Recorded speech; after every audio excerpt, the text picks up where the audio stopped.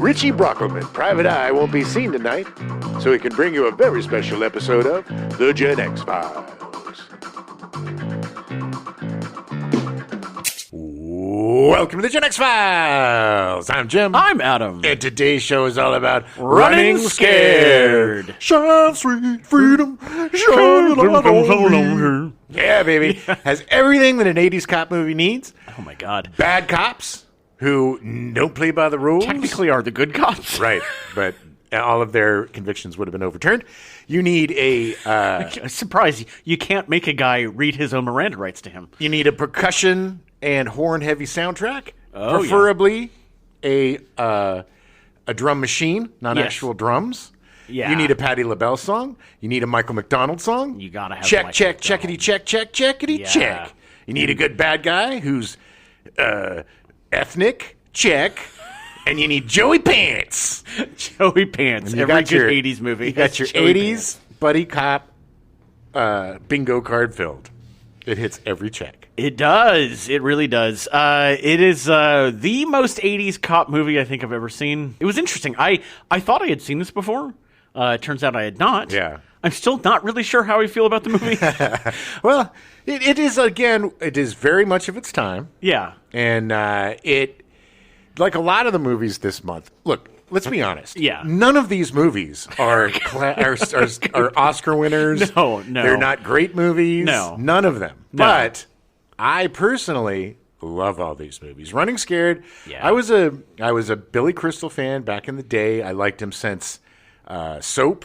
Yeah. And then Yeah. Saturday Night Live and then this. And it was cool to see a wormy little dude. Yeah, playing a cop. Playing a cop. It was interesting. It was good, interesting casting. And I love me some Gregory Hines. Oh yeah. Talk about a talent crush. I love that Oh, dude yeah. from the moment I saw him. He was an amazing tap dancer. Wolfen, very underrated yeah, movie. Again, we'll probably do it. Probably not a great movie. I'm remembering it because I loved it. That Baryshnikov movie, White Knights. White Knights. Yeah. Amazing. That was Always. the first thing I saw Gregory Hines in, Yeah. and I was like, "Holy man, that guy can dance!" So anytime I would see Gregory Hines, it was just like a huge talent crush on that dude. He makes it look so easy, and this is the beauty part of both Billy Crystal and Gregory Hines. They play off each other so well. They have great chemistry. I really thought they were going to end up together at the end of the movie. Well, look, let's be honest, every single 80s buddy cop movie is a homoerotic love story Yeah. where they can't, look, man, it's the 80s. They I know. couldn't be out. No. They had to have their beards. They had to be with as many women as possible. Exactly. Look at Riggs and Murtaugh. I know. And Eddie Murphy and all his buddies and, Starsky and Hutch, baby. Yeah, that's true. Starsky and Hutch is like, woo, that was one of the greatest love stories ever told. Yeah, this is going to be a good month. This is what we're calling our other buddies. Running Scared is our first here. Man, I am so excited about the other two movies this month. Tango and Cash, and then Harley Davidson, The Marlboro Man, which is, of the three, the worst. Oh, my God, but so great. I love it so much. It's such a guilty pleasure. Yeah. Honestly, except for probably Tango and Cash, most of you have not seen any of the other two movies. Running Scared was fairly popular at the time. I mean, I think a lot of people in the 80s, because this was 85, like a lot of people, or 86, sorry, and a lot of people I think our listeners probably have seen this and probably haven't watched it in 35 years, but it's a little dated, but but they all look. It's a perfect time capsule of the 80s. Yeah, the cocaine 80s. Oh my God, so much coke in this movie. Oh, man, so much coke in the 80s. It's like, that's true. It was a big thing. It built Miami was built by cocaine. Yeah. Oh, basically. Yeah. All those buildings you see. Wasn't built by Jesus. It was built by cocaine. Yeah, I will say that the thing that sold this movie on me, and honestly, the more I think about it, the more I like this movie, but it really is Gregory Hines and Billy Crystal. Like, if they had cast anybody else, I don't know if this movie would work as well as it did. Well, buddy cop movies live or die with the buddies. Yeah. If they don't have, you can have a subpar, lazy movie right, with a lot of plot holes like this. If you have really charismatic stars that you root for and you want, you know me. I love friendship in movies. Right. In real life, I'm very neglectful. Yeah. But I know. But you know, it's got that buddy vibe where, you know, I'll do anything for you, and you know, man, and the rivalries back then. Oh yeah. Oh my God, there were cops, and that's the beautiful part of this movie, is that it's not just the main two buddies, but then you have the other buddies, the other buddies that are like trying to be the new hotshot cops in Chicago, and man, it's like the things that the two pairs of cops are doing against each other would get everybody in jail. It would just be in jail. It'd be is David Grease? Is that his name? John Grease. John Grease shoots Billy Crystal. I mean, I'd like to think he didn't mean to. But he didn't apologize. He was like, you were right. I mean, he probably knew he was wearing the body armor. I don't know. How? He didn't know. I don't know. You're right. He just shot him. Stephen Bauer. Oh, Stephen Bauer he was a very handsome man. Oh, my God. Stephen Bauer, he had a good run for a little while, you know, doing... Well, he's still... but I'm saying, like, I think he was in one of the greatest classics, Scarface, as the brother. The hermano. Yeah, we'll get to him, but like he's kind of been relegated to the B movie like TV dustbin, and it's really too bad because he's really good. Well, he made he did this movie that was kind of like a sexy movie. Oh yeah, and I forget who it was with, and it did all right. Like Silk Stockings or something. No, like a mainstream, you know, big budget. You know, one of the 80s lover movies that they would make. And I think it was even called like something Lover or something. And Hermano Lover? Something. It might have even been with, anyway, it doesn't matter. Yeah. But that movie, it was successful, but it kind of like derailed his career of being the action guy or whatever. Also, he just was a good actor who played a lot of different parts, and they couldn't pigeonhole him. Right. Yeah, he was good. I mean, he's still, God knows, he's still working like crazy. But but yeah, it's interesting. But this hit just at the right time. It was around Beverly Hills Cop. It was around you know all these big buddy cop movies that were so popular in the 80s that I loved all of them. And so when this came out, being a huge Gregory Hines fan and a big Billy Crystal fan. Loved to stand up back then too. Yeah. Billy Crystal was great in the 80s and the 70s. Honestly, you know. Yeah.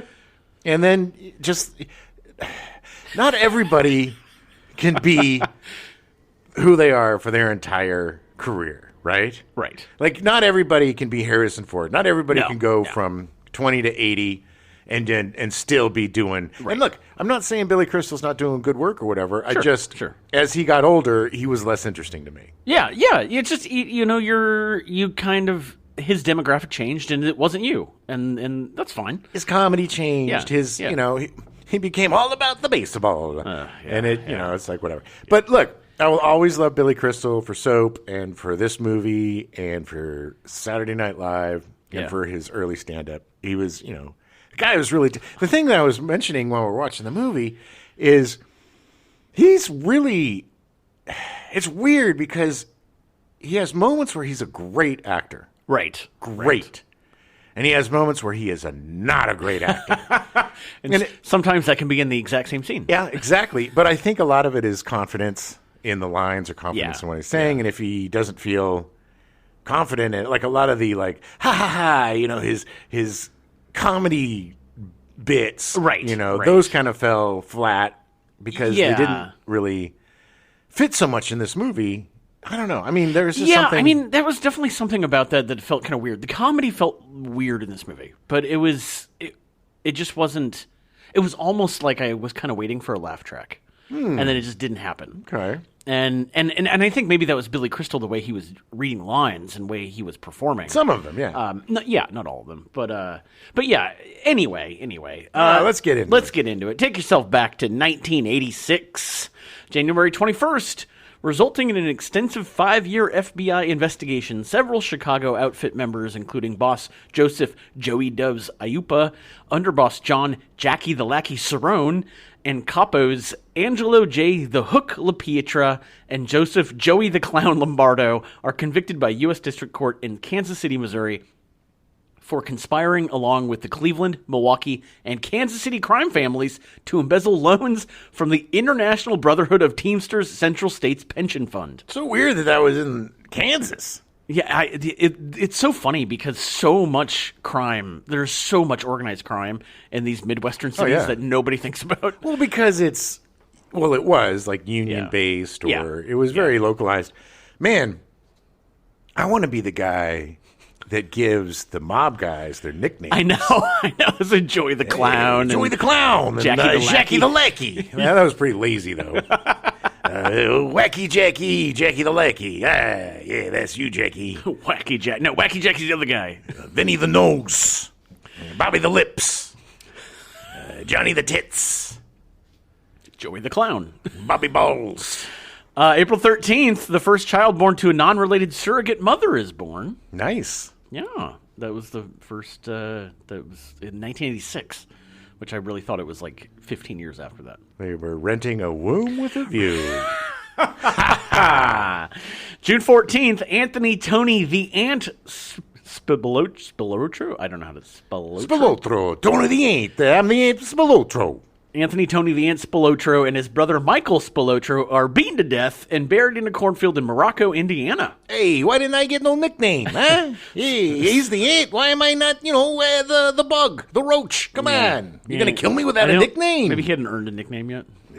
Getting killed without a nickname. That's the worst way to go as a mob guy. Spilotro had been sent to Las Vegas by the Chicago outfit as its representato, or outside man, to protect its casino skimming operations. Just want to point out that your pronunciation of representato is the least Italian. Yeah, I'm not Italian. You'll never be a mob guy, Adam. Nope.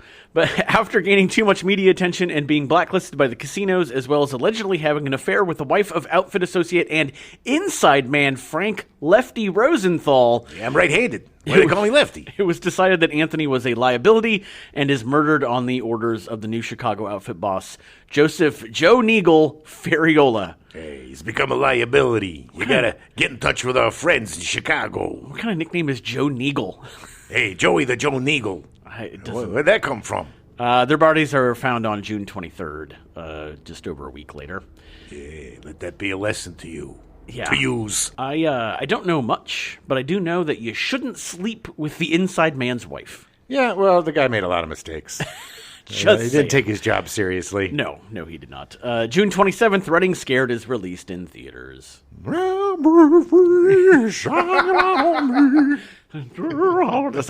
all I hear is just... Yeah. It's Michael McDonald, baby. Running Scared was greenlit because Peter Hyams, writer and director, wanted to do a movie that actually stayed on Earth. Yep.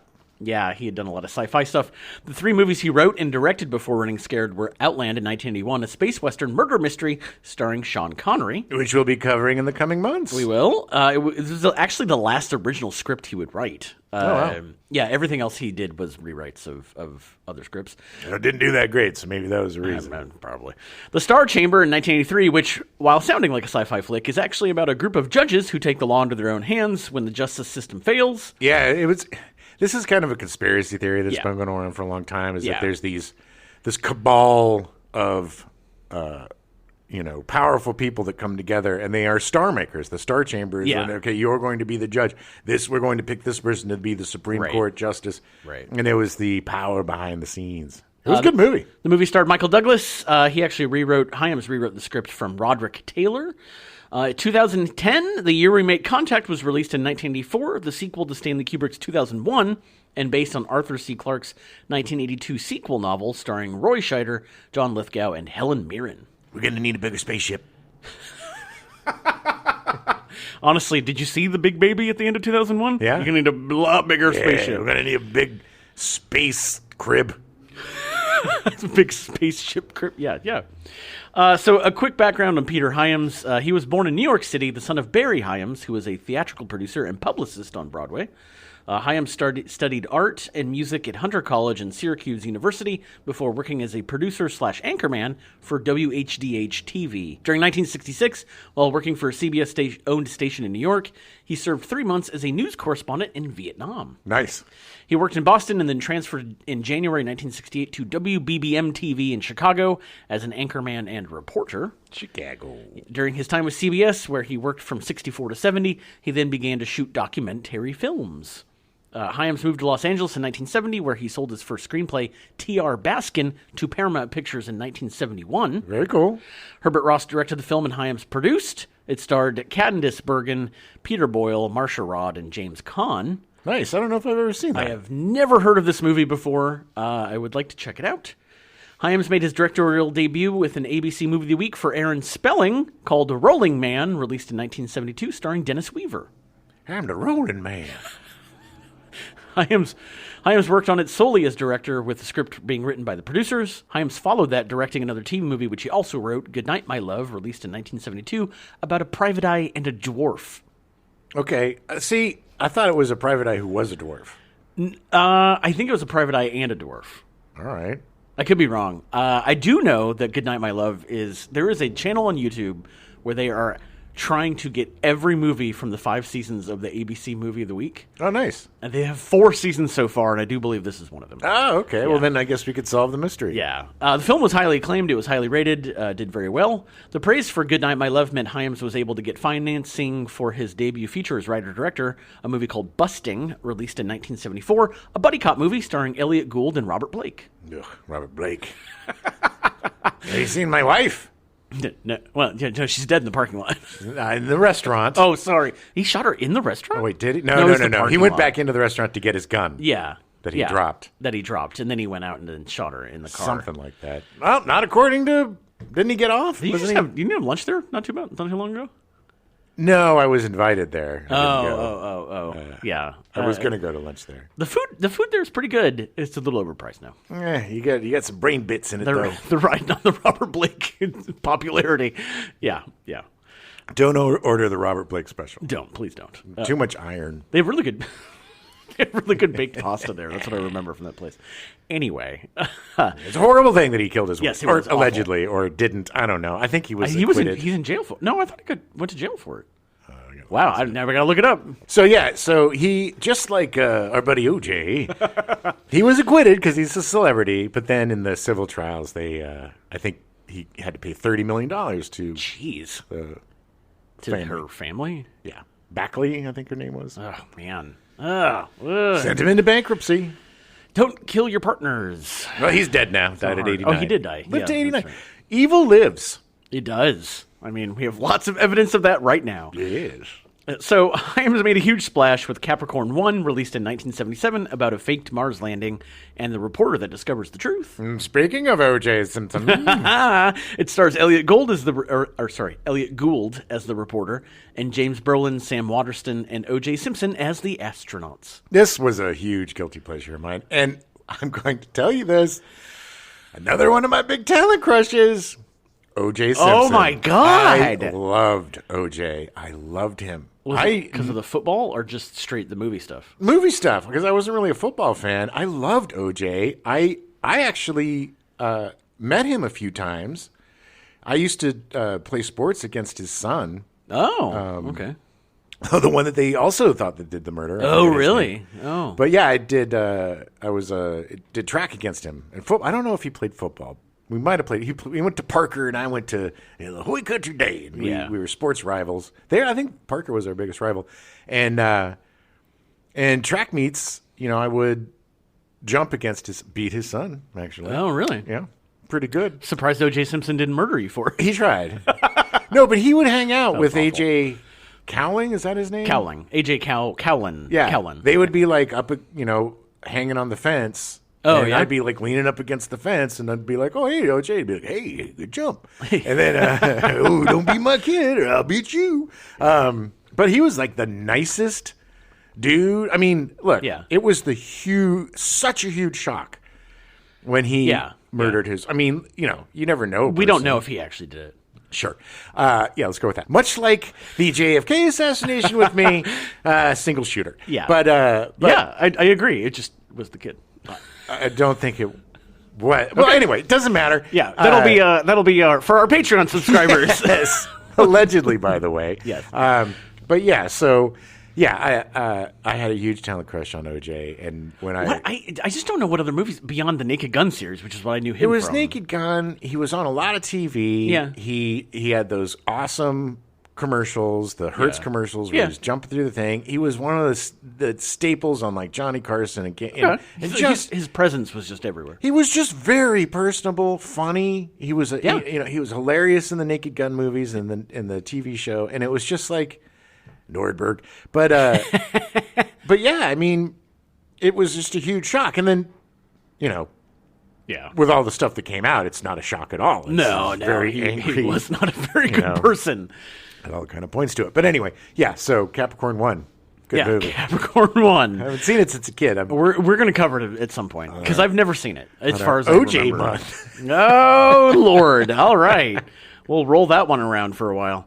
I'm the juice. Hyams would only write and direct 2 other movies in his career. Narrow Margin in 1990, a neo-noir action thriller starring Gene Hackman and Ann Archer. Pretty good, actually. Oh, yeah? Yeah. It was actually a reimagining of an RKO picture from 1952 called The Narrow Margin, so he more adapted it rather than quote-unquote wrote it. Right. But that was the only other writing credit he has. And then another one, which was also another RKO remake, called Beyond a Reasonable Doubt in 2009. This one starring Michael Douglas, Jesse Metcalfe, and Amber Tamblyn, and based on the 1956 Fritz Lang movie of the same name. I don't know if I saw that. Neither of these movies made their budget back, so I think he just stopped writing. I'm surprised. I really like Michael Douglas. I'm surprised I didn't see it. Yeah, and I'm really curious for Narrow Margin with Gene Hackman. I've never seen it. I would love to watch that. It was good. It was good. I think it like Ann Archer's his wife, and she might have been kidnapped or something. There's like Gene Hackman was in all these like wife kidnap movies. There was like his wife got kidnapped. There was always Ann Archer too, but there was tons of those. A lot of those. It could have been one of the 50 other movies he did have the exact same plot. Peter Hyams did direct a bunch of movies in the 90s, including Stay Tuned in 1992, starring John Ritter, Pam Dauber, Jeffrey Jones, and Eugene Levy, about a couple that are sucked into a TV by an emissary of hell and must survive for 24 hours to get home. Not a good movie. Guilty pleasure. Huge guilty pleasure. It is a terrible movie, but I loved that movie growing up. I love John Ritter so much that I would watch anything that he was in. Yes. And boy, was he in some baddies. I feel the same way about Jeffrey Jones that you do about O.J. Simpson. I was way into Jeffrey Jones and then found out that he was a child diddler. I was way into Jeffrey Jones, too. It made me sad. Yeah. Nobody wants the Ferris Bueller principal to be looking at baby wieners.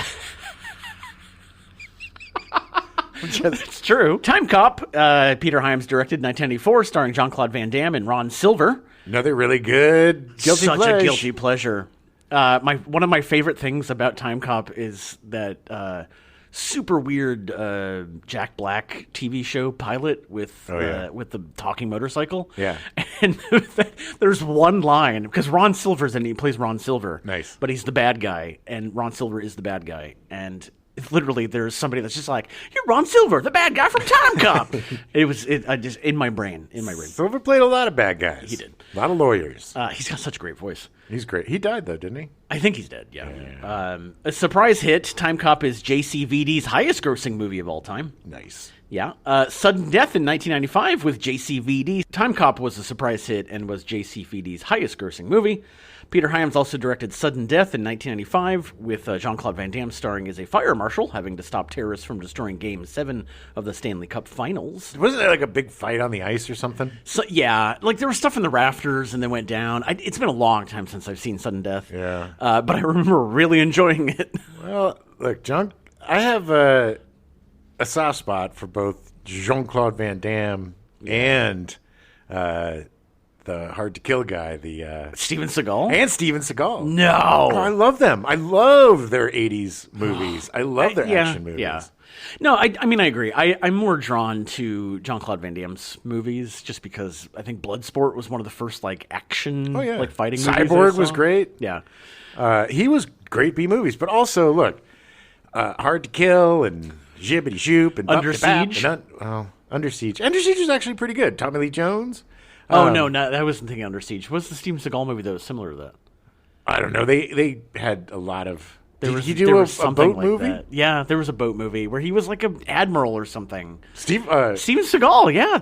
No, that's Under Siege. That is Under Siege. Okay. First of all, he was a cook, Adam. I'm sorry. He was the cook, and they were having a party for the admiral, and they brought in the Playboy Playmate, and then Tommy Lee Jones was the DJ, but he was also the bad guy. He was the DJ. Oh, good spoiler. Well, obviously, I've never seen the movie. Well, you missed out, man, because it's a good... No, I've definitely seen it. Executive Decision, man? That's Executive Decision was the greatest Steven Seagal movie. Because he dies at the beginning. Because he dies in the first 5 minutes. Yeah, look, Steven Seagal is a huge piece of ass. He's awful. He's a loving weirdo. Human being. But, and look, I even knew he was awful back then. Yeah. He is still, to this day... considered the worst host of Saturday Night Live ever. Yeah. Not because of the content, which was really bad, but because of his behavior. Oh, he was awful. Look, we're going to have fights. I'm going to have to kick guys in the face. It's a comedy show, Steve. I got to kick him in the face. Don't touch my ponytail. Okay, wait, you're going to kick him? Oh, no. I'm going to slap him. I can't lift my leg above my knee. My ponytail hits you in the face. Sudden Death was a minor success, but could not replicate the success of Time Cop, which it made an insane amount of money. Really? Oh, my God, it made an insane amount of money. The Relic, Peter Hyams directed in 1997, horror film starring Penelope Ann Miller, Tom Sizemore, Linda Hunt, and James Whitmore. Was not very good. Nope. And even worse than that, End of Days in 1999, the Arnold Schwarzenegger action horror movie, which made over $212 million at the box office. Oh, the devil's coming to get you. I'm going to shoot Satan right between the eyes. Yeah, it was literally Arnie with guns against demons. Oh, you're going to have the devil's baby. The devil's baby is in your belly. Get the baby out of your belly. It's the Satan. So not good. Not a good movie. The Running Scared script was written by Gary DeVore. DeVore began his writing career in the late 1960s on shows like Chuck Barris's The Newlywed Game, The Steve Allen Show, and Tempo. Okay. DeVore's first feature film credit was The Dogs of War in 1980, starring Christopher Walken and Tom Berenger. Ooh, it's funny. I had kind of a gun fetish when I was young, and I remember seeing on the at the video store on the box, it had Christopher Walken holding like this, this like I think it was like a grenade launcher or something that had those barrels around the side. Oh yeah, like, yeah. I think we had it in GTA at some point, but I rented that movie for the gun. Oh wow, it was a pretty good movie though. Yeah. It was based on a 1974 novel. DeVore rewrote the script for Norman Jewison, who eventually opted to not direct the film and passed it off to John Irvin. Backroads was released in 1981, that Gary DeVore wrote, starring Sally Field and Tommy Lee Jones, directed by Martin Ritt. Yeah. Yeah. High praise for Backroads. I really don't remember. I know I've seen it, but I don't remember it at all. The movie didn't do well, and the director blamed the script and the fact that Field and Jones hated each other. I don't care. Apparently, it is like in the annals of history of Sally Field and Tommy Lee Jones screaming at each other every time they said cut. I get it. Like, they just, both of them hate each other so much. Sally Field seems a little bit insufferable back then. Yeah. Well, I could be wrong. And look, Tommy Lee Jones. I love Tommy Lee Jones. Grump. I would never want to hang out with him. Look, I would, but he and Robert Duvall both do not suffer fools lightly. That's what I just want. I want to see how long it would take for Tommy Lee Jones to end up going, "You're an idiot. You're dumb." Yeah, I don't need that in my life. I don't know what you're talking about. So in addition to having Running Scared released in 1986, DeVore also had Raw Deal released starring Arnold Schwarzenegger and Darren McGavin. Oh, I'm Russian. Yeah, you played a Russian. Oh, listen to my accent. It's from Russia. Das Vidanios. I'm going to give you a Raw Deal. Das Domino's Pizza. I remember liking this movie when it came out. Yeah, that was like the Arnie Light movies, like Raw Deal. Raw Deal wasn't the one with Jim Belushi, was it? That was another one. I thought it was, but it's not. But I think there was another one. No. Yeah, that's the one where he plays a Russian. Yeah. Is the one with Jim Belushi. Oh, no, you're right. I think Raw Deal was not. Raw Deal was something else. Oh, I play a Belgian. I remember. I'm from South America. I'm Jamaican. I don't remember what the Russian was called, but I always think Raw Deal's the Russian movie. Yeah. It's not. In 1991, Gary DeVore had a Showdown in Little Tokyo release starring Dolph Lundgren and Brandon Lee in his first American film. That's a good B. It's a good B movie. I don't know if I've ever seen Showdown in Little Tokyo. That's a good B. I'm sure it's I not did, a great movie at all. I liked Brandon Lee, so I'm sure I saw it. In 1994, he had Pentathlon released, starring Dolph Lundgren as an East German athlete on the run from his lethal coach, played by David Soul of Starsky and Hutch fame. Oh, David just died recently. It wasn't too long ago. Yeah. I just love the fact that I just don't see David Soul as being this angry coach that murders his athletes. Yeah, he was excellent, dude. He was a great actor. Should have seen the movie. I should have, I guess. He was great. I love Dolph Lundgren. You know, Dolph Lundgren has an IQ of like 250. Yeah. He's got like 4 PhDs. Yeah, in like in physics, and like chemistry, like and stuff. microbiology and physics and stuff. Guy's a super genius. The best, and I know I've said this story before, but the absolute best Dolph Lundgren story was that people broke into his house in Hollywood, and when they realized it was Dolph Lundgren's house, they left. I must break you. They were on vacation. They weren't even home, and they were just like, no, we're out. Like, we're done. Yeah. I must break you. In 1997, DeVore had signed a 3-picture deal with the Laurentiis Entertainment Group. They come up all the time with us. They do. Know, De Laurentiis had his little paws and everything. He did. DeVore was working in his office in Santa Fe trying to finish a script. DeVore had recently complained of writer's block, and so had decided to work in Santa Fe, New Mexico, rather than at home in Carpinteria, California. When he finally finished the script, DeVore decided to drive home through the Mojave Desert. His wife, Wendy, was waiting for him at their beachfront house in Carpinteria. When she did not hear from him, she decided to call around 1 a.m. It was later discovered the call had not been recorded by the telephone company for some unknown reason. Weird. Yeah. He answered, but was not very specific with his location. I'm wherever. Yeah. This was the last time Wendy spoke with him, or anyone for that matter. A major manhunt in California and New Mexico turned up nothing. He disappeared for over 12 months. Oh, wow. A year later, he and his Ford Explorer were discovered submerged below a bridge over the aqueduct in Palmdale, California. Ooh. After police had retrieved the vehicle from the water, it was found that his laptop containing the script that he was working on, called The Big Steal, was missing, as was his gun. Could have flown out during the crash. That's true. DeVore's hands were missing. Could have been cut off during the crash. Yeah.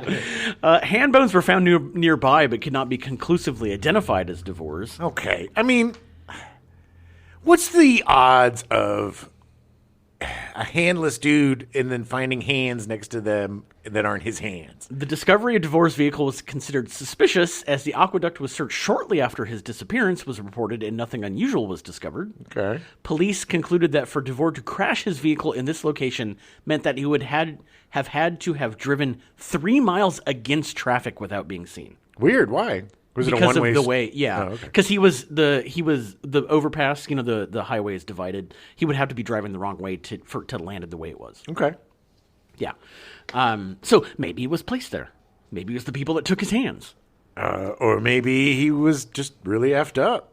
It was the wrong way. Also, would have been more difficult because the vehicle's lights were not switched on. So the odds of him actually crashing the car there are very small. Maybe he was suicidal and he was just like, F it, turn the lights off, going the wrong way, and I'm just going to see what happens. DeVore's death has not been solved. No one knows what happened to him. A podcast called Witnessed Fade to Black was produced and released last year. While researching, his wife went through Gary's stuff, which she had put in storage after he disappeared, and they found close to 50 complete unproduced scripts. Wow. Yeah, so there's actually a possibility that some of his scripts might get made. Yeah, I mean, they're probably pretty dated. I imagine, yes. I mean, honestly, they probably were all like action scripts for Dolph Lundgren written between 92 and 97. Maybe. I mean, But anyway, it was fascinating. The Witness Fade to Black podcast is very good. Highly recommend it. Did you listen to it? I did. And it's very good. What do they think happened? They don't know. There's the CIA was involved. They think that there was a cartel was involved. Like there was a whole. He was writing a bunch of. The reason he had the gun was because he thought people were following him, and like it goes deep. Goes deep. Okay. Yeah. Okay. Yeah. I've been playing a lot of Red Dead Redemption 2. Now I just sound like that. Yeah, that's fascinating. It's super weird. I mean, I don't know why he's a screenwriter.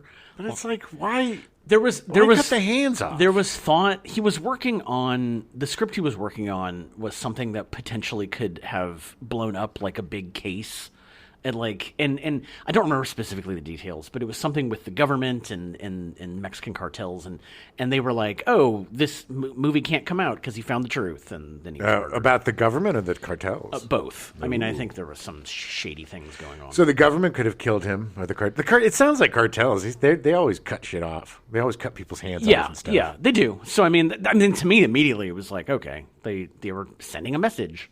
Well, anyway, it took a year to get the message, though. Regardless, he's dead, and his he wrote Running Scared. So, oh Lord. So the original script that he wrote was about two older retiring cops. DeVore had written the script with Gene Hackman and Paul Newman in mind. Oh wow! Yeah, it would have been. I think that would have been a great movie. Yeah. Hyams wanted to shake it up, so he requested the story be changed to two younger cops who don't retire but decide to quit. Tom Selleck and John Travolta were offered the roles of Hughes and Costanzo. That would have been interesting. Selleck and Travolta would have worked. Selleck turned it down due to commitments to Magnum P.I., while Travolta's agent at that time, Michael Ovitz, felt that the project was wrong for him. Makes sense. Yeah. To set the movie apart from the numerous other cop movies being made, Hyams chose to opt for more unconventional actors and chose Billy Crystal and Gregory Hines. Pretty unconventional for cops. Unsurprisingly, this movie studio was not excited about their choice. What? Who? Yeah.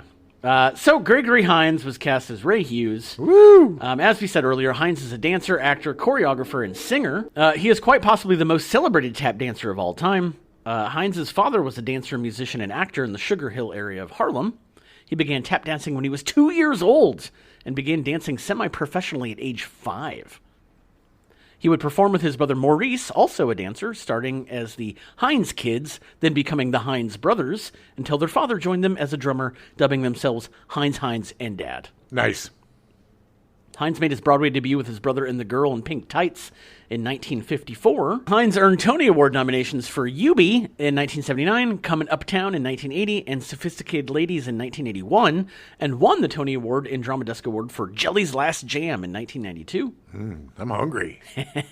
In 1981, Hines made his movie debut in Mel Brooks' History of the World Part 1, replacing Richard Pryor, who was originally cast in the role but sustained severe burns just days before he was due to begin shooting. Yeah, he poured either rubbing alcohol or ether all over himself and then lit himself on fire. Yeah. At first, he said it was a freebasing accident. Yeah. But then later admitted that it was a suicide attempt. Yeah. And then there's that horrible joke where... that horrible joke that somebody would inevitably make at every party where they would take a match and they would light it and make it go choo-choo-choo-choo-choo and be like, what's this? Richard Pryor. What's this? Yeah. It's Richard Pryor running down the street. Awful. Yes. Man, that guy, Richard Pryor, one of the most talented humans on the planet. I know. Complicated. Very complicated. Well, he grew up in a brothel. I mean, the guy had he had some addiction issues, and he had sexually molested. Complicated man. Yeah. The guy was not a happy human, but one of the most talented humans ever. Funniest man alive. Yeah, in History of the World Part 1, he was hilarious. Gregory Hines. Yeah. Madeline Kahn, actually, who was also starring in History of the World Part 1, suggested to director Mel Brooks that he look into Hines for the role after they learned of Pryor's hospitalization. Yeah, there's that famous scene where she's like picking the eunuchs or something. Yeah. And then she does something to him, and he gets an erection, and then he's like, oh, he's not a eunuch. He also appeared in the horror film Wolfen later that year. Yeah, with Albert Finney, another one of my talent crushes. I loved puffy English drunkards. Something about them. Oh, man. I was always drawn to, like, he or Richard Burton or, all these old English drunks who are amazing actors. But Albert Finney, Wolfen is I'm not going to say it's an underrated movie, but it's a really interesting horror film. And when we do it, you're probably going to hate it because I don't think it's going to I've never seen it, yeah, so I don't know. I don't know. I've only hated one movie so far. That's true. Well, except for the ones that we except for last targeted. Month. Yes. Hines' peak as an actor came in the mid-1980s. He had a large role in the Cotton Club. It wasn't Ragtime, it was Cotton Club. Cotton Club, right. In 1984, where he and his brother Maurice, in his sole film credit, played a 1930s tap dancing duo reminiscent of the Nicholas brothers. Yeah, they were great. Wasn't Matt Dillon in the Cotton Club? I think so. That sounds right. It was co-written and directed by Francis Ford Coppola. Hines co-starred with Mikhail Baryshnikov in the 1985 film White Nights, directed by Taylor Hackford. That was a good one. I didn't know that Taylor Hackford directed that. Yeah. Hines persistently campaigned for his role in Running Scared, proud that the film featured a black guy with sex scenes. Deviating from the norm of the black character being devoid of sexuality, as opposed to his white counterpart. He recalled that Hyams was tough to work with, but that he didn't want to put the guy down. Yeah.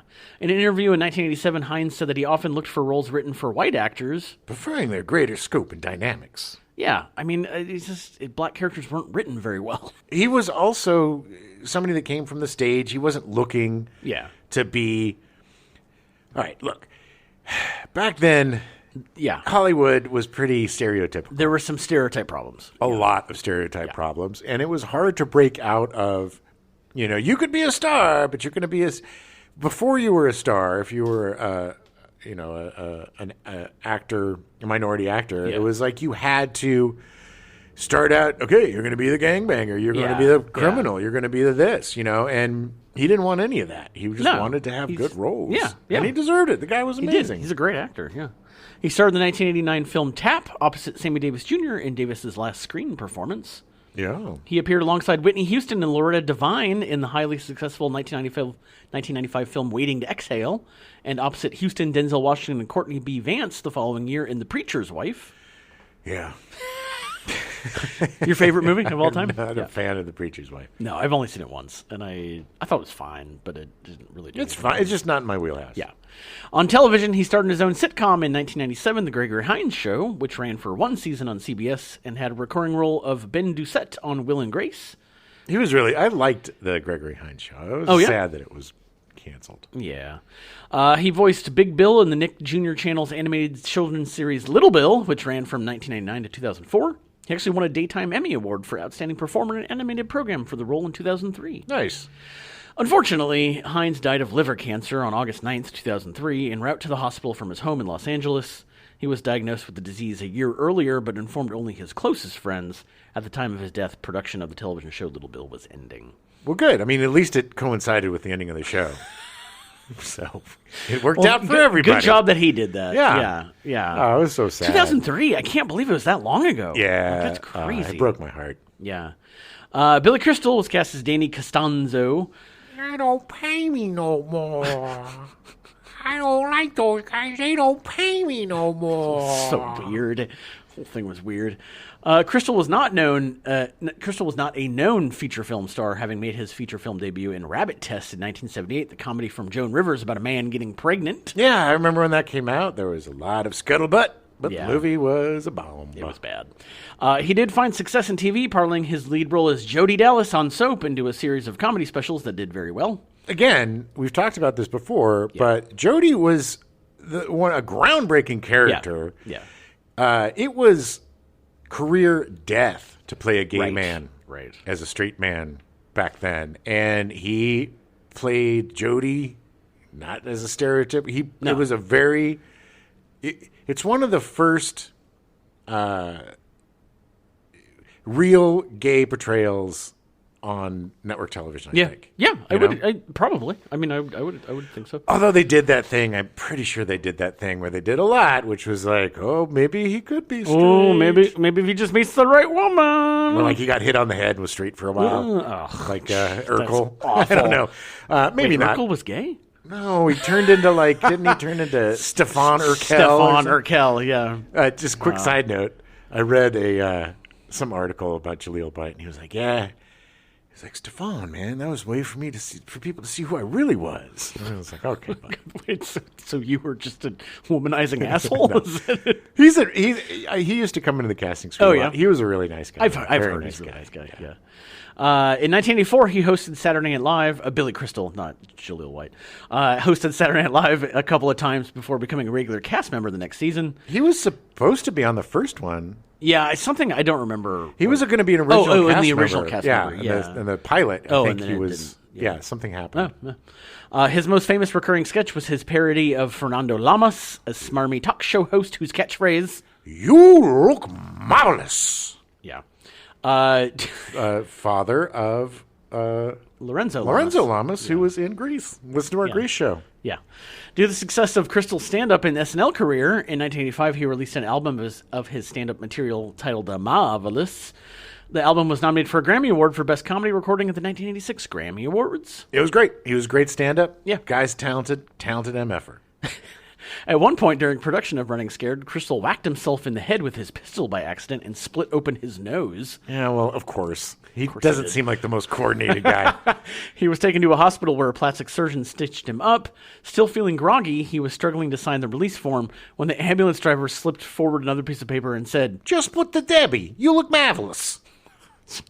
Great time to ask for... What? I have a concussion. I'm sorry. So for more on Billy Crystal, please listen to episode 143 of our show on Throw Mama from the Train. Right. We go way more in-depth into Billy Crystal. Yes, we do. Talk about Jody Dallas a lot more. And it's a great episode because Throw Mama from the Train is my favorite Billy Crystal movie. I think this is my favorite Billy Crystal movie. Okay. I like Throw Mama from the Train. But I think it was the first thing I really remember him in. So yeah. Well, another guy I had a talent crush on, I would say, Billy Crystal. Because of like his stand-up and I loved Soap. Stephen Bauer was cast as Frank, one of the other buddies. Bauer was born Esteban Ernesto Echevarria Sampson in 1956 in Havana, Cuba. Why'd he change his name? I don't know, because it took 4 minutes to say it. Bauer's family emigrated from Cuba to the United States on Independence Day in 1960. Cuba. Oh, sorry. I'm sorry. Cuba. Thank you. Bauer's family emigrated from Cuba to the United States on Independence Day in 1960 when he was 3 years old, shortly after the end of the Cuban Revolution. Wait, that's not it. Cuban Revolution, settling in Miami, Florida. He studied at the University of Miami, where he became friends with Ray Liotta. Yeah. That just blows my mind. I always love it when it's like, oh yeah, we were in college together, like all these stories, or like we were roommates in like New York. Yeah, man, Ray Liotta. Oh man, he was brilliant. Oh my brilliant. God, I remember. I think the first thing I saw him in was Something Wild. Ray Liotta. Mm-hmm. Yeah, with it was that weird comedy. I think it was Was it called Something Wild? I think so. Anyway, he played the boyfriend of the. He was so chilling. Oh, he was so good, and I was just like, "This dude is a badass." Yeah. Stephen Bauer made his professional acting debut as a lead in Que Pasa USA, America's first bilingual situation comedy, and the first sitcom to be produced for PBS. Okay. It ran from 1977 to 1980. In 1981, Bauer starred in the television movie She's in the Army Now, where he met his first wife, actress Melanie Griffith. Right. I did not realize they were married. Oh, yeah. She married a lot of people. She did. She did. Starting with Don Johnson. Oh, that's right. From Harley Davidson, the Marvel Man. Yeah. And then she married him again. And then, that's right. Yeah. Wow. Okay. Well, we'll go into in-depth Melanie Griffith's love life at some point. We'll do it in Harley Davidson, the Marvel Man. Probably. They both moved to New York City and stayed at Ray Liotta's apartment, while Liotta moved to Los Angeles and stayed in theirs. Nice. Yeah. Little switcheroo. Why not? His feature film debut was in Valley Girl as Guy in Pink Shirt in 1983. Great film. Such a good movie. That same year, he appeared as Manny Ray in Scarface. His performance drew a Golden Globe nomination for Best Supporting Actor. You cockroach. Hey, say hello to my little friend. Hey. I'm a Cuban. Hey. You know what's really funny? I've never seen Scarface. Really? Never. It is a horrible movie. I have never had any interest in watching Scarface. We're definitely covering it. I know. It is not by any stretch a good movie. Right. But it is so entertaining. It is so entertaining. Well, I really like Stephen Bauer, so part of me is like, that gives me a reason to watch it. Well, You have Robert Loggia playing a Cuban. You have you have Al Pacino playing a Cuban. Yeah. It is so over the top. Yeah. Oh my God! But it is the. At least they had one actual Cuban in the movie. Yeah, well, they had to, or they would have been sued.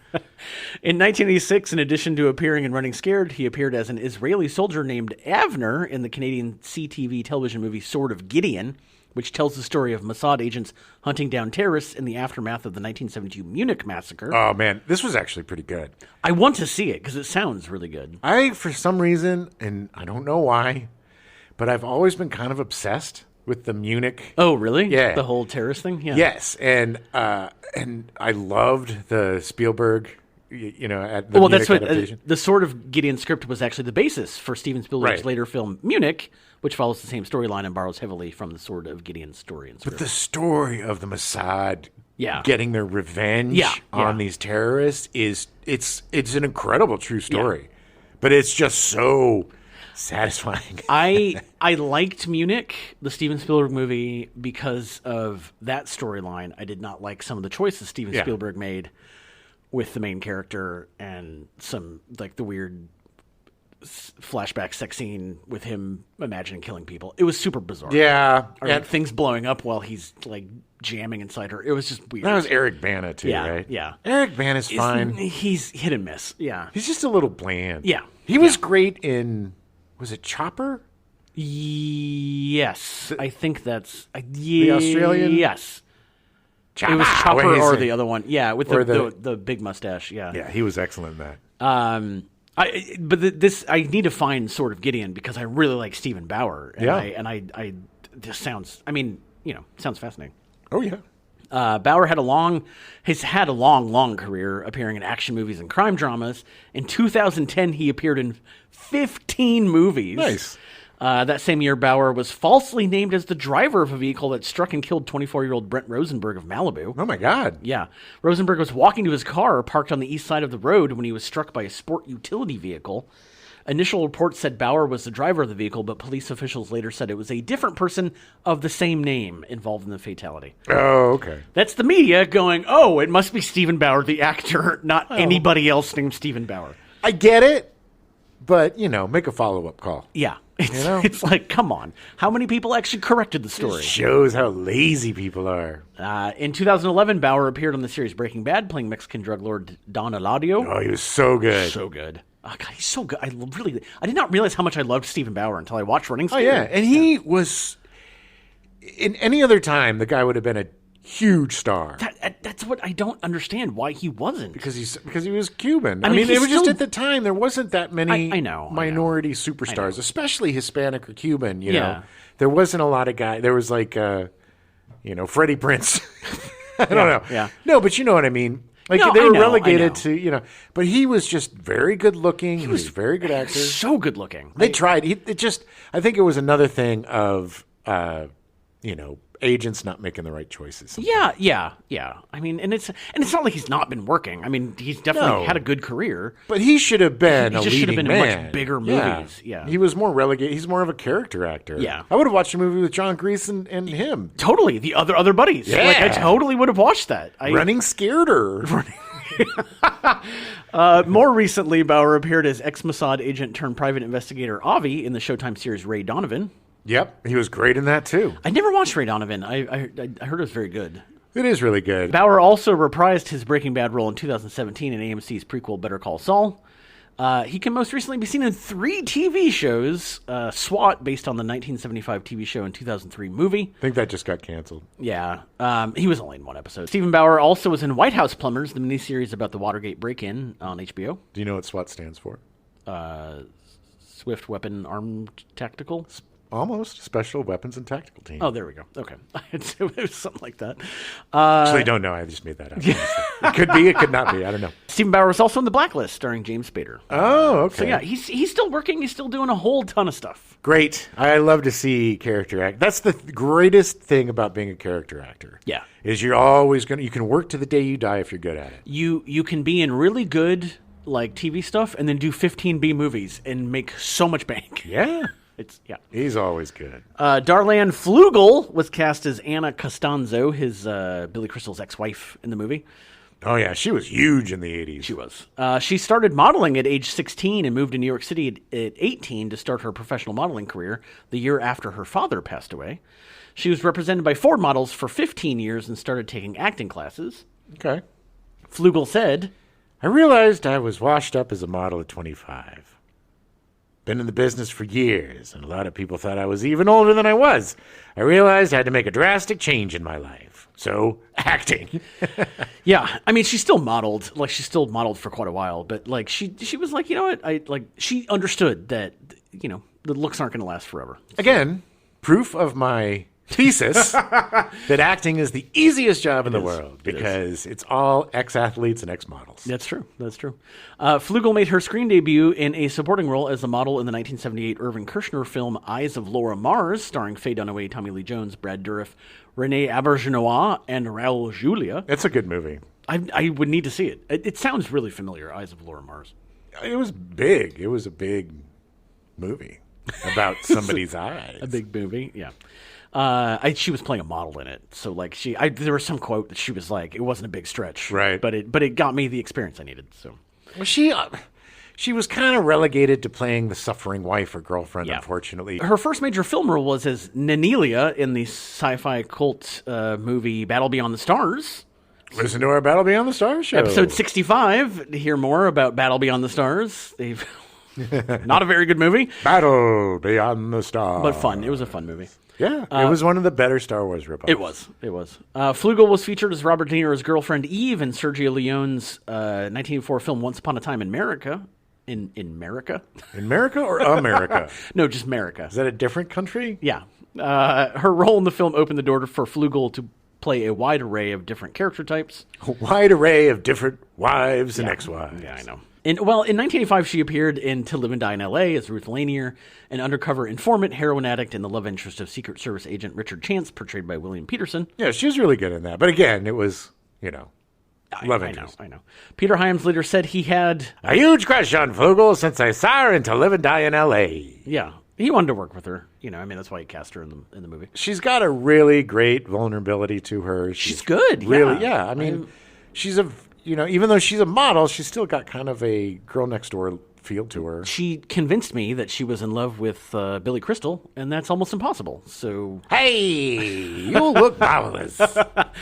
Her last film role was in 1996 with Darkman 3, Darkman Die. Nice. Was Liam Neeson in that? Was he in all the Darkman movies? I think he was only in the sequel. I don't think he played the lead. He wasn't. He did do the sequel, but he was not. And I don't think that it was directed by Sam Raimi either. No, I think he just did the first two, right? Yeah. It'd be funny if he did. I'll look it up.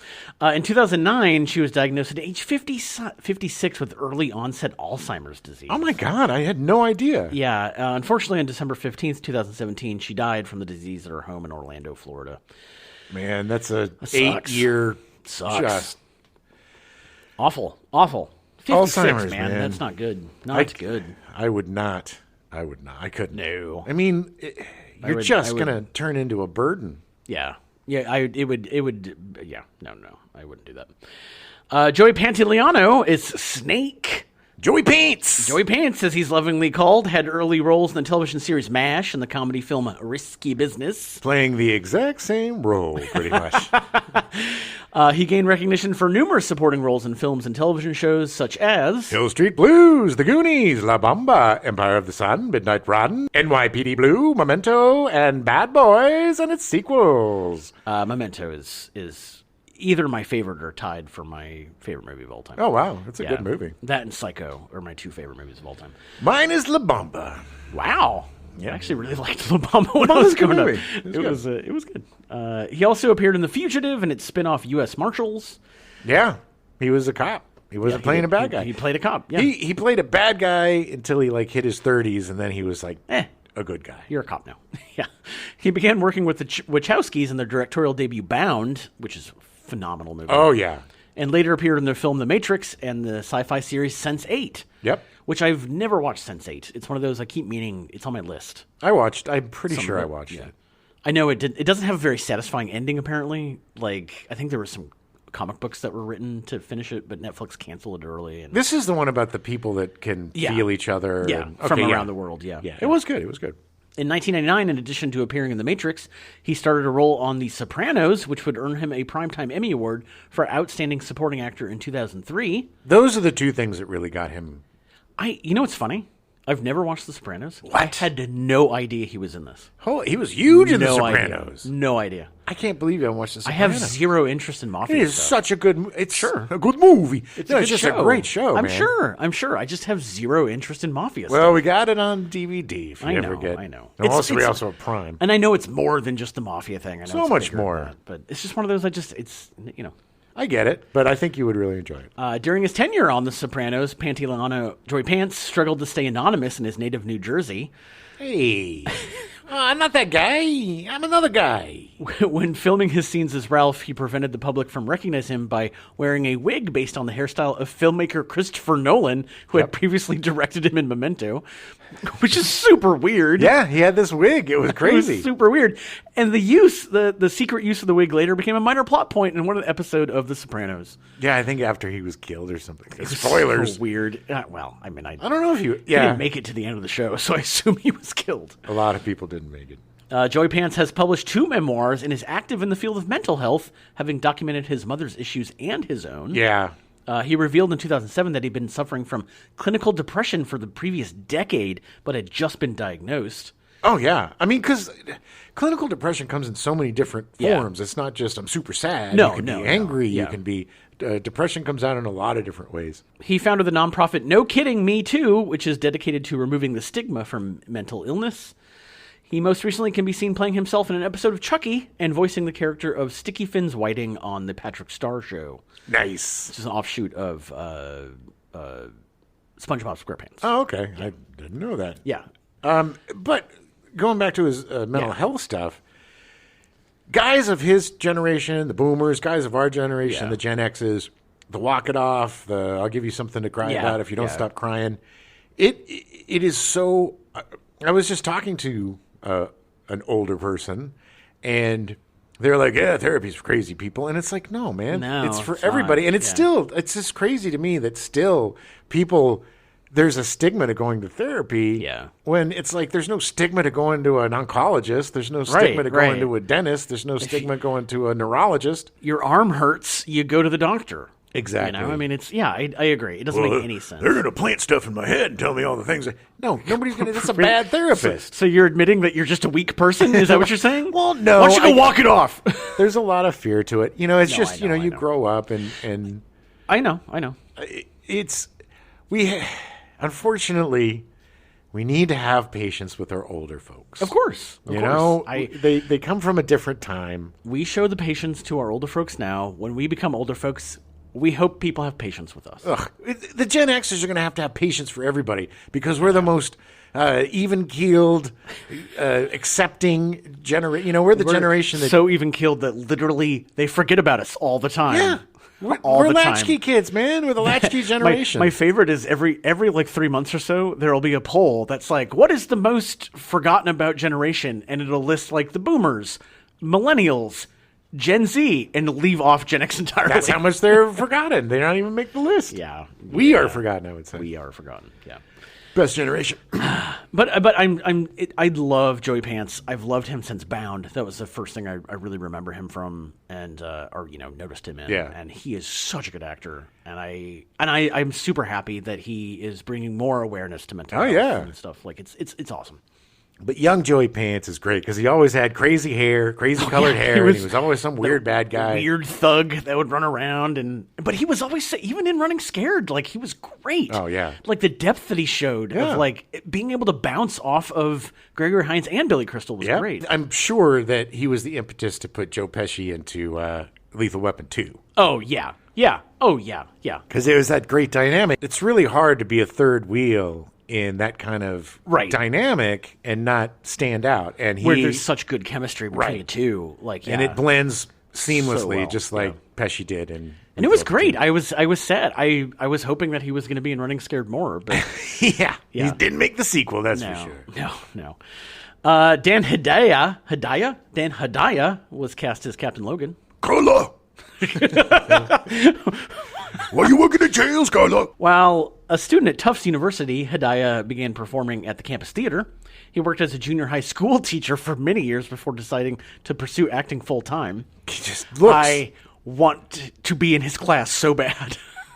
Well, he's also one of those guys that you see his characters, especially Cheers and this, where he's always over the top. Yeah. He's always looking down at you in his eyes. But when you hear him talking in interviews and stuff, he's just like a total... He was much more reserved in this than I thought he was going to be. Yeah. I know him from Cheers, and he's just that guy. Well, it's a thankless job to play the hard-ass police commander. It is. And it's ever since the guy from Starsky and Hutch, who was in Last Action Hero. He kind of set the bar for you guys are making scream. You're getting everything ruined, and I'm going to put you on. You're going to get on the desk duty, and I'm going to take your badge and your guns. Alan Arkin is so brilliant, and So I Married an Ex-Murderer. That's one of my favorite. So brilliant. Zag when you should zig. Yeah. But he played it more real and less cartoony than most. Yeah. Although of Syrian Jewish descent, Hedaya is often cast in Italian-American roles. He's had a long career appearing in a ton of movies and TV shows in the 80s, most notably as Carla Tortelli's ex-husband Nick on the sitcom Cheers, and its short-lived spin-off, The Tortellis. Oh, yeah. Did not realize that existed. With Jane Kasem as his wife. Gene Kasem, sorry. Gene Kasem. Yeah, yes. Sorry. I was like, no, that's the... No, it's Casey Kasem. Yeah. Yep. Anyway. Glad we got there. Yep. The Hunger in 1983, which was Tony Scott's directing debut. Have you seen that? No. I think that's... With David Bowie. Yeah, David Bowie, Susan Sarandon. It's like this weird vampire movie. It's like a weird vampire It's all sexy. Sex vampire movie. It's not bad. Yeah. It's very possible I saw it in college, but I don't remember anything about it. Yeah, it was very popular. He was in Blood Simple from the Coen brothers and The Adventures of Buckaroo Banzai Across the Eighth Dimension and Tightrope from Clint Eastwood in 1984. All good movies. Great movies. I haven't seen... Tightrope I feel like I've seen, but I think I got to go back through Clint Eastwood's 80s stuff. Tightrope's a weirdie because he plays this cop, I think in New Orleans or someplace, and he has these daughters. And his actual daughter... played his daughter. Oh, wow. One of his daughters. Yeah. But it's this killer who's kind of into bondage or something, and then Clint Eastwood kind of gets into bondage, and it's like Clint Eastwood into bondage, and it's just a little uncomfortable. But it was a good movie. He was in Commando in 1985. I'm all over this. That's a huge guilty pleasure. He was in Wise Guys in 1986 from Brian De Palma, starring Dan DeVito and Joe Piscopo. That was not a good movie. And Joe versus the Volcano in 1990. Yeah, he was the dad of Tom Hanks. No, Helen, not Helen. Meg Ryan. Meg Ryan. I think he's the one that gives him the the thing to leave. Yeah, the vacation or yes. whatever. He's the one that hires him to jump into the volcano. Oh, yeah. Yes, I think you're right. Hedaya can most recently be seen in The God Committee from 2021, starring Kelsey Grammer, Julia Stiles, Janine Garofalo, and Coleman Domingo. Oh, my God. Which is funny because it's very similar to The Star Chamber. Oh. And the plot is that it's a bunch of people that decide who gets transplants, like organ transplants. Interesting. Yeah. Interesting cast, too. Yeah. I've never seen it. I have no idea if it's any good or not. Jimmy Smits was cast as Julio Gonzalez. Yeah. One of Smits' early roles was playing Sonny Crockett's original partner on the first episode of Miami Vice in 1984. It's great. In the first 5 minutes of the episode, he falls victim to a car bomb. Sucks. Spoiler alert. Sorry. Yeah. Well, I mean, it's the first 5 minutes. I know. Please listen to episode 6 of our show to hear more about Miami Vice. Yeah, and you get to hear T. Arthur Cottam, award-winning filmmaker T. Arthur Cottam. Running Scared was Smits' feature film debut. The same year, in 1986, he won a role on L.A. Law, appearing in 102 episodes over 6 seasons. He was a lawyer. He was.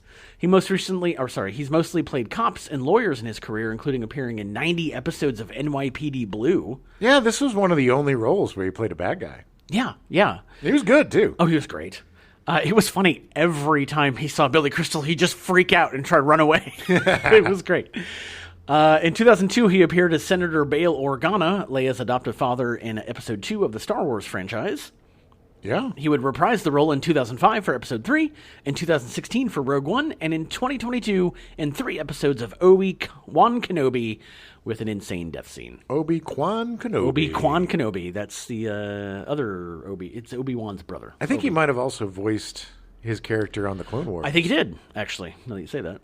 He appeared in 35 episodes of The West Wing and in 38 episodes of Sons of Anarchy. Yeah. The man has been in so much TV, I had no idea. He's constantly working. Oh, yeah. He most recently can be seen in the recently canceled crime procedural East New York area, which aired on CBS for 1 season. Okay. I've never heard of that. Yeah, it didn't do very well. John Grease, or as he's credited here, Jonathan Grease, was cast as Tony. You might know him from Napoleon Dynamite as the sad uncle who Uncle Rico. keeps throwing the football because that's the only thing he ever did. He was born in Glendale, California, the son of writer, director, and producer Tom Grease. His first film role came at the age of 11 in 1968 when he played the boy Horace in the Charlton Heston film Will Penny, which was written and directed by his father. Oh, interesting. I want to watch that again and look for him. Yeah. His father was a prolific writer and director, including directing 4 episodes of the Batman TV show.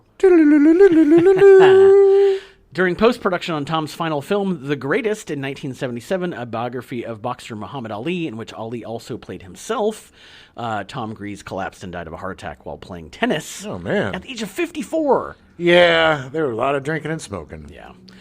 Some of Jonathan Grease's signature roles have become cult classics. He played Laszlo Holyfield in Real Genius in 1985. That's the character that lives in the closet. One of my favorite comedies of all time. Oh, yeah. Azzolini in Rainbow Drive, the Peter Weller film in 1990. Yep. Sean McDermott in the TV series Martin from 1992 to 1994. The Martin Lawrence show? Yeah, Martin.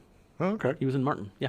Ronnie Wingate in Get Shorty in 1995. Yeah, I remember that. Harvey in The Rundown in 2003, directed by Peter Berg and starring The Rock and Sean William Scott. Ugh. 2 of Jim's favorite actors. I liked Sean William Scott. The Rundown, I'm not a fan of Peter Berg. No. I've already covered that. Listen to a previous, I don't remember when, but I go on a very long Peter Berg rant. It's all the time. He also was Uncle Rico in Napoleon Dynamite in 2004. Yeah. Grease can most recently be seen in The White Lotus, the seasonal anthology series from Mike White on HBO. He's great. He's always solid. He's solid character. He's such a good actor. Yeah. Tracy Reed was Mary Ann, the guy who Gregory Hines would break the law for every time he wanted to sleep with her. Yeah, that's a little bit of police abuse. Yeah.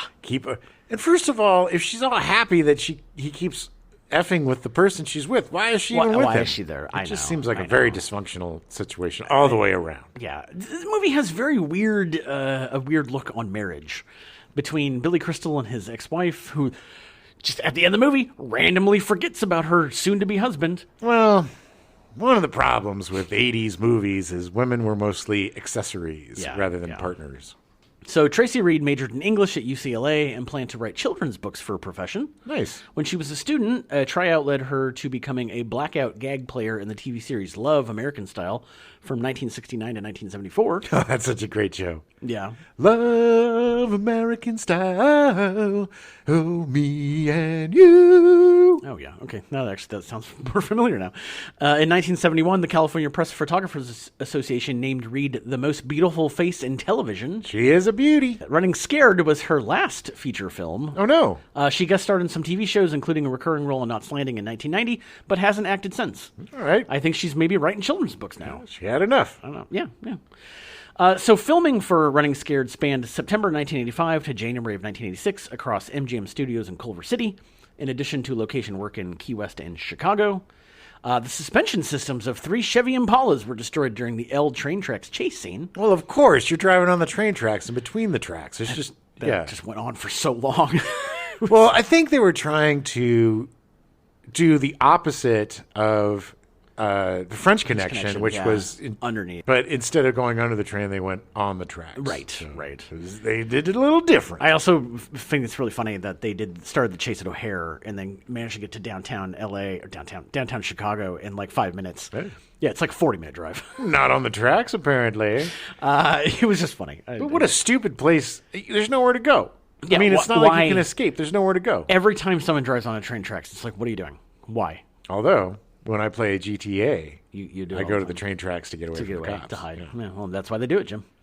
The building scene where That's where I learned it, Adam, was watching Running Scared. The building scene where Danny and Hughes throw their pants to Julio with the hostage is the same building that Child's Play was filmed from 1988. The Running Scared soundtrack sold well and produced 3 top 15 hits with performances by Climax, Michael McDonald, New Edition, and Patti LaBelle. K-L-Y-M-A-X-X, by the way. Climax! Producer Rod Temperton also contributed 2 songs with his band, the Rod Temperton Beat Wagon. Oh, yeah. That was such... Oh, man. Terrible name for a band. Well, they have beats. Let's go to the Beat Wagon. Yeah, they did. Sweet Freedom from Michael McDonald performed the best, hitting number 4 on the Adult Contemporary chart and number 7 on the Billboard Hot 100. Shine, sweet freedom, shine your light on me. You are the magic that I want to be. Shine, sweet freedom. Shine on me. Yeah, that's literally just been running through my head the last 4 hours. Running Scared through your head. Running Scared was a moderate box office success, earning over $38 million. It debuted at number 5 in the U.S. box office with a weekend gross of $5,227,757. Nice. I think you got my $3. Reviews were mixed, however. Film critter. Film critter. Yeah, you got that right. Film critic Roger Ebert recommended it, saying that the film transcends its dreary roots and turns out to be a lot of fun. Vincent Canby of the New York Times, however, advised people to stay home and watch Miami Vice or Cagney and Lisa instead. Okay. Well. Yeah. A sequel titled Still Running was planned and different scripts were written, but Billy Crystal and Gregory Hines did not think any of them were strong enough to warrant a sequel and turned them all down. Yeah, it's magic in a bottle. You're not going to... A sequel would just... You got everything you needed out of this. Yeah. I agree. I liked the movie. It had some weird pacing. Yeah. It had one of the funniest gags I've ever seen in a movie. Yes. With Gregory Hines and the delivery of the perfect yes. So there's a scene where they're interrogating this woman trying to find Jimmy Smits, this older woman. Yeah. And while they're interrogating her, Billy Crystal's talking to her, yeah. Hines is standing behind him, and there's this kid behind the lady that just keeps popping out and giving him the birds, the double fingers. So many. It's such a good kid thing. Oh, yeah. Like, he would totally do it. Oh, and a lot of really good bird work, too. Oh, his hands so moving much. around. So much. And you could just, Gregory Hines get more and more pissed off every time. He just gets so frustrated. And then it's like, okay, we got what we need. The door closes. He's like, hold on 1 second. And he knocks on the door very lightly, and the kid opens up, and he gives him the double bird, and he's like, yeah! It was so amazing. It was so amazing. God. I love when people flip off kids. I just think it's hilarious. He deserved it. He was a little dick. He was a jerk. Yeah, there's also, there's a bunch of other, like, character actors in this movie that you'd recognize. Oh, yeah. To the point where I couldn't even... some of the actors I couldn't even find. Yeah. Like the when they bust in to find Julio and he's banging the naked lady and there's all 3 of the thugs looked really familiar, but like I couldn't figure out who any of them were. There's a lot of those kind of stunt / extra guys, like the Asian guy from the guy from Die Hard. Die Hard, the guy that eats the candy bar. He's one of the. He always was a henchman. Everything. Oh yeah. That guy is like henchman number 1, henchman number 3. His resume is just henchy, hench. But then like the guy who fixes the cars. Oh yeah. He's been in a ton of stuff. He's probably most well. He's been in a ton of stuff and always playing kind of a weirdo. Yeah. But probably... he's weird looking. Oh, yeah. You probably most recognize him from Seinfeld when they were making the pilot. He was the guy who played Kramer. Right. Right. Jeremy Piven played George. This guy played Kramer. Right. And he was so good because Kramer was like, maybe you want to hang out with me, and he's like, no, I'm going to do it the way I want to do it. It's just like, but great actor. But he's a great actor. There's the lawyer who comes in, Don Calfa, who's been in a ton of stuff. Oh yeah, like there's just a ton of great actors in this movie. Yeah, just guys that showed up in everything in the '80s. Yeah, but like we said at the top, this is a great time capsule of the '80s. Oh yeah. Like I said, it has every '80s cop movie trope. Cops that they go by their own rules, and especially when those rules are illegal. All the time. And it's got the soundtrack. It's got everything. It's the reason why it kind of disappeared is it's a little indistinguishable between other cop movies because it's got the same sounds and vibes, and even like the opening montage is so much like Beverly Hills Cop. Yeah, and it's got like by law you had to have at least 3 musical montages in an 80s film, especially an action film. It's got these, and is it the best buddy cop movie? No. But is it fun? Yeah. I had a good time. I had a good time watching it. It was interesting. It was really, really fun to watch Billy Crystal and Gregory Hines because they had such good chemistry. Amazing. And you forget about Gregory Hines. And he's been out of the public eye for a long time because unfortunately he passed. But watch this just to see how talented this guy was, just how natural he was, and how likable he was. And he just had such an easygoing way about him that just made you instantly connect to whatever character or whatever he was doing. Yeah. He was watching him tap dance was insane the way that the guy moved. And you watch him move in the movie, he's really got grace to him. Yeah. And look, Billy Crystal, if you know him now, he's kind of an old crank. He's doing weird movies. Groundbreaking comedian. Yeah. He had such guts to play the role of Jody on Soap. Mm-hmm. And he survived Rabbit Test, which should have killed anybody's career. Should have killed all their careers, yeah. Great stand-up, great, the guy's had an amazing career. Saturday Night Live, and then it's all baseball. But that's fine. He's doing a lot of Broadway stuff. Like he's doing Saturday night. He's doing what he wants, and he loves it. So more power to him. And When Harry Met Sally, one of the best romantic comedies ever. Yeah. City Slickers, a great movie. Midlife crisis movie. Yeah. And at 35. Exactly. That's what's great. We got to teach these young guys who are 28 I know, or 35. I know. They were like the young guys. I was like, they look as old as you do. I'm confused. Yeah, well, but seriously, it's all of, like we said. Yeah. All of the movies are that's the reason why they're the other buddies. Yeah.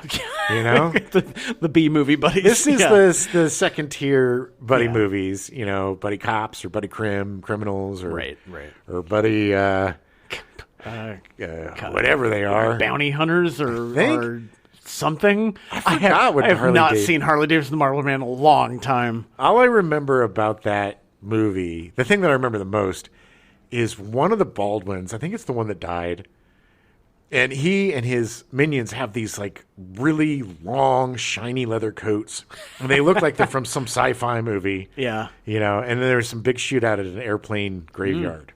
Oh yeah, so we have that to look forward to. But yeah, this is a great Sunday afternoon, have a couple of beers movie. Yeah. Or, a great double feature with Beverly Hills Cop or something. It's got any of the 80s, like the big 80s, like buddy movies. Anything with some steel drum in it, baby. Yeah. And it lives and dies on the leads, and it lives because the leads are very charismatic. Yeah. They have a great chemistry together. You're rooting for these guys. It may be weirdly paced. It may be. It is a little weird. The plot's a little odd, but it's also fun to see cops that aren't badasses. Right. They were very, very blue collar, very human. normal guys. Yeah. And once they decide to buy the bar, because the plot, the loose plot is there's these Chicago cops, and they are forced to go on vacation after screwing up. Mm-hmm. They go to the Keys, Florida Keys. They fall in love. They buy a bar. They're going to retire and be bar owners. Oh yeah. Yeah. And then they come back and, they want to finish up their last big case, which is Jimmy Smits. Yeah. So, you've got all that going on.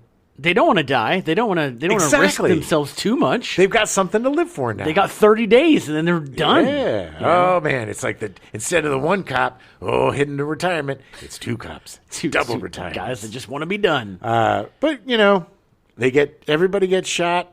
Yeah. Everybody takes a bullet because that's how it is in those. You got to limp it off. Everybody's using. That's my favorite. Is the big finale fight scene? Everybody has those tiny Uzis that are so inaccurate all the time. They're the worst. There's it's just the kick and everything. The thing bounces everywhere. Such impractical. They would have done a lot better with their revolvers. But But check it out. It's on Amazon Prime right now. But be careful. Yes, there is also a rent or buy. But if you look deeper, you will find the free version on Amazon Prime. If you just put in running instead of just run, it'll bring up the free one. But it's worth a see. It's definitely worth a see. Yeah, definitely. Like I said, it's a fun afternoon movie. Or a revisit if you've not seen it in a long time. Yeah, I really enjoyed it. I was a little skeptical. I was like, I don't know, because it's been a while. Yeah. But this was a movie that I loved as a kid. I've always loved buddy cop movies. Yeah. I love buddy movies. And, like we said, it lives and dies with the buddies. And these are good buddies. We'll be back next week. With a doozy. Tango and cash. I honestly think it's going to be our longest episode ever. Maybe. I love that movie. The making of this movie was bonkers. And until next week, people, shine sweet freedom, shine your light on me. Have fun with that stuck in your head. Yeah, forever. Shine sweet freedom. Shine sweet. Yeah. All right, here we go. That's all I hear. Yeah, Running Skate was Running Skate. Running Skate? All right, Running Scared. But that guy was a groundbreaking, a groundbreaking comedian. We now return you to your regularly scheduled program, Holmes and Yo-Yo, already in progress.